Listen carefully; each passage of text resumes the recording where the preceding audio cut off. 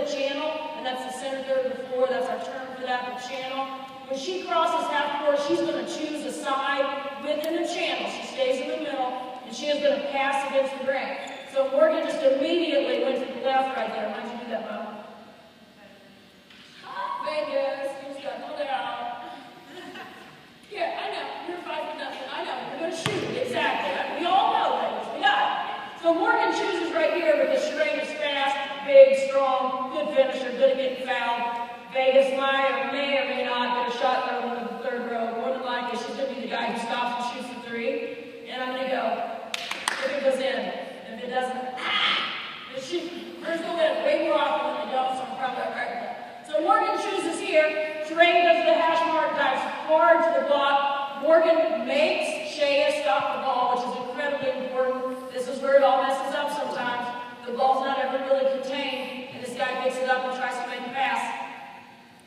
Point of engagement is really, really important. So when Shea engages, takes the ball, if Fiji wants to come over here and take Shereen, then this is easy. Wide open layup for Vegas, ain't nobody gonna block that. Okay? Most of the time, this guy is bluffing back here. If she makes that decision that she's gonna take Vegas because that's the strong side of the court, that's what she's taught to do. Morgan goes against the grain, passes to the opposite block to Shereen. So that's the way we like for that primary break to break out. We teach it through a blitz drill. We teach it through a fast break challenge drill where we have scout guys on the side and we throw them back and we're going 5-on-2. Then the next trip maybe we're 5-on-4. The next trip maybe we're 5-on-1. And they have to recognize there are lots of ways to build that up. Okay? Basically, our offensive transition is we want to get them in the first 6 seconds or get them with execution. That's our offensive mantra for the way that we play. Okay, I'll say this one last thing, and then we're going into defense. One of the things, and I picked this up this summer coaching USA basketball. We're doing 24-second shot clock and FIBA rules. I'm a little bit worried about how all this works out. We're going to panic when it gets to 18. 18 comes pretty quickly, especially if somebody's pressing to go through all the stuff in your brain. And so, as we were preparing all 8 days of our practice that we had to put together a team, we went with an 18-second shot clock every day in practice. Just never played with more than that. So that our guys could start to understand the efficiency with which they had to get a great shot. Okay? Well, it dawned on me as we were going through all this, how much that helped them. We were never, ever in jeopardy of that shot clock. Not one time. Now, maybe it's because I had a bunch of All-Americans who thought any shot was a good shot. You can argue that. But we felt completely comfortable. And so one of the things we do with our transition is we let Ryan buzz the clock at 6 seconds. Our guys keep playing, but they learn to feel what 6 seconds is. And I think they would say, the first time we did that, were you surprised? Yeah. They're like, it was so fast. 6 seconds is not very long. But they have learned now, over the course of 1 week, that it's nothing. It's nothing. They get so many great shots in 6 seconds because we've conditioned them with the clock and with the buzzer.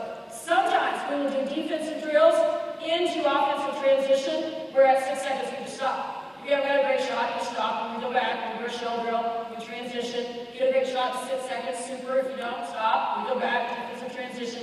Again, it's that tail end of teaching, moving into the next part of a possession. So, why did we start with 6 seconds? Because defensive transition is hard to do. The very first thing we do,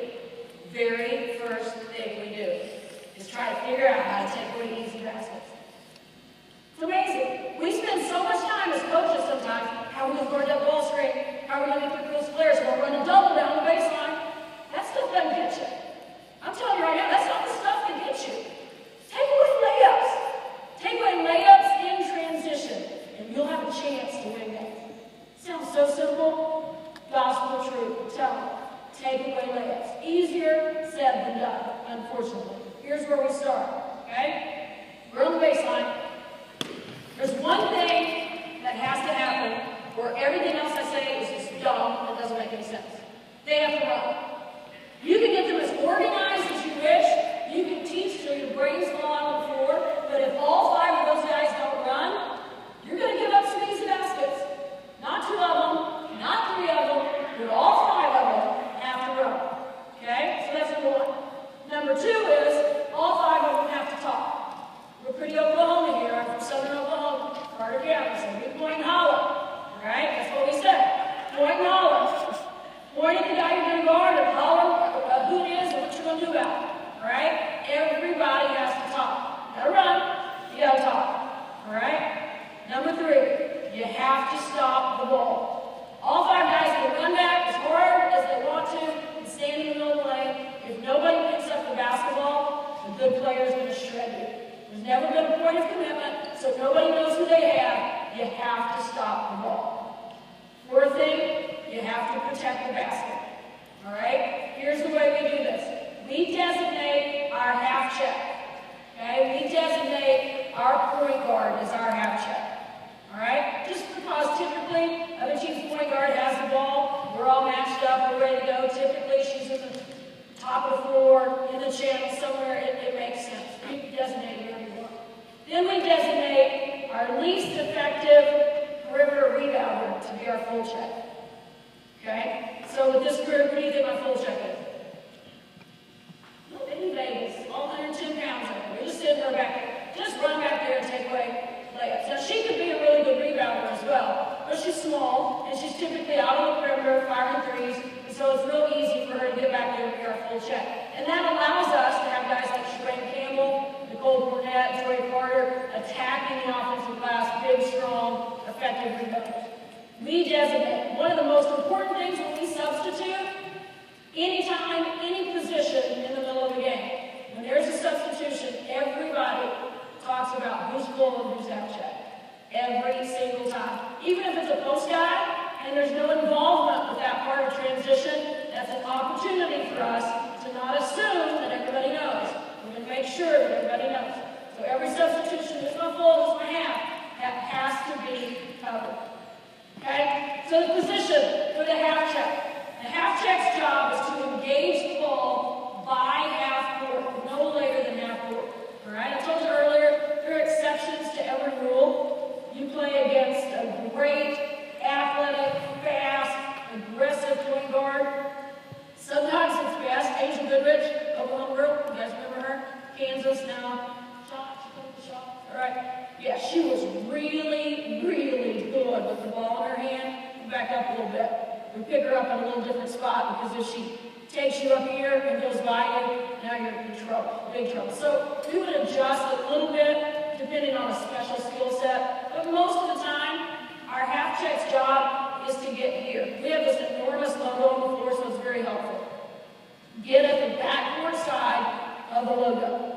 Get at the backboard side of the logo so that by the time you engage the ball, you are here. Because if guys run here, their point of engagement ends up right here. And by that point, it's too late. You've got to slow the ball down. And really, what you have to do is if you can make them turn one time, you have survived. Literally, if you can just make the ball turn one time, you've survived. You've got the seconds that your teammates need to get back in. What you can't allow the ball to do is stay on a straight line and just go right by you and get to the rim. We're backing up without ever changing speed or direction. So, point guard's job is to slow the ball. Get back here, get back in the stance. We teach them to angle their feet. Just because a flat stance, a guy with a good ball handler makes them move, you don't know what they're doing. You can't react. So if you get here, you're sending them here, you know where they're going, you can anticipate, you can go take it away, turn it back, and it's over. It's over. All you gotta do is make them change sides of the channel one time. So, Morgan, go to my half check, Vegas, go to my full. Full check's job is to get to the hole. Alright? I'm so old, when I played, there was this dotted line that went under. Yeah. I see people in here played with me. Darlene, Nikki, I see you guys. Okay, so dotted line right here. We used to call it going to the dots, going to the hole. Now we have this stupid horseshoe. Don't get me started on this stupid horseshoe. So Vegas goes right in there, between the old dots and the stupid horseshoe. Her job, no layups. No layups. Layups are bad. You do not let them get a layup. Whatever happens, I don't care who you have, I don't care if the world comes tumbling down, no layups. Layups are bad. Convince her of that. Alright? Slow the ball, no layups. Stop the ball, check the basket. Alright? So we have 3 more guys. 2 more guys. Okay, make sure in the neck.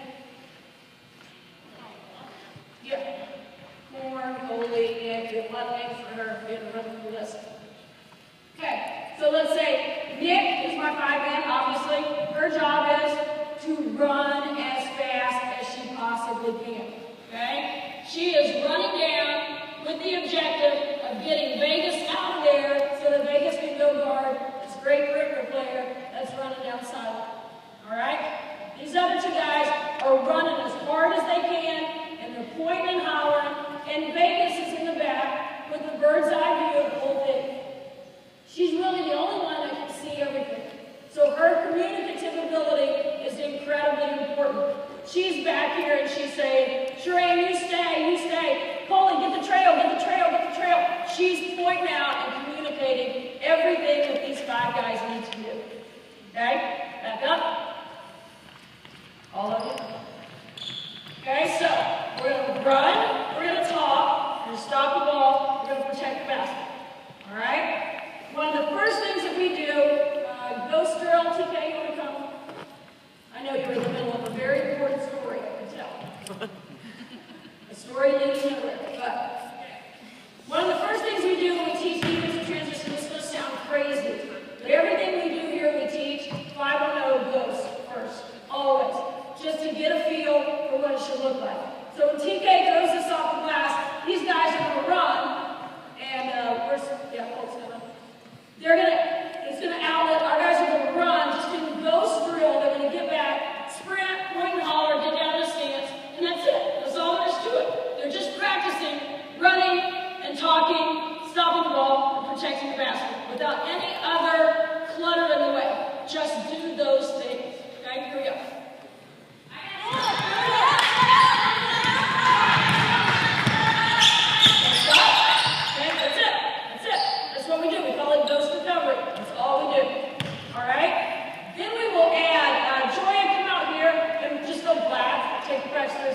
Just so that we can tell there's a difference there.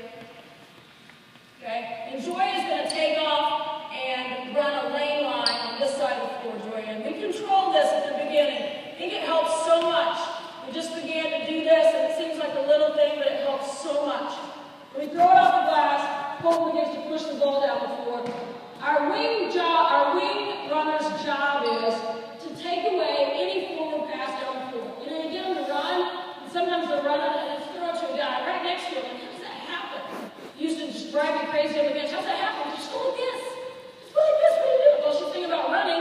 We never really practiced running and taking it away. So now we practice running and taking it away. So if Morgan's pushing the ball down this side of the floor, Joy is running, Shereen's running on this side of the floor, and we tell our wings to turn and run that side. Shereen's big and active and taking this away. That's a couple of things. Now Vegas is back in my full check. Okay, and so we know now, when Nick is running, Vegas is going to get out on the other side of the floor. Alright? So when we run this, we call this bully drill. When we run it live, let's go ahead and do that one time. We'll just do it once. Okay. Do it one time.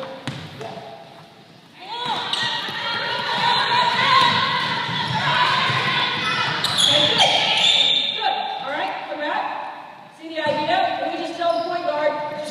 Push it down the strong side. Teaching that bully guy to not let the basket advance go over their head. Alright? So now we go to our bump out drill. Okay, so this time we push the ball down the floor. Peyton, go black and run this wing, please. This time when we go down the floor, our post guy is going to sprint down and bump Vegas out so that she picks up the wing. So Colton will check Joy up. You can't throw it to Joe because Shereen's in the passing lane, she's doing her job. So he changes sides of the floor and he finds Peyton, and Vegas is going to bump out. So you're going to see how we communicate, how Nick and Vegas play tag and keep the basket protected. Here we go.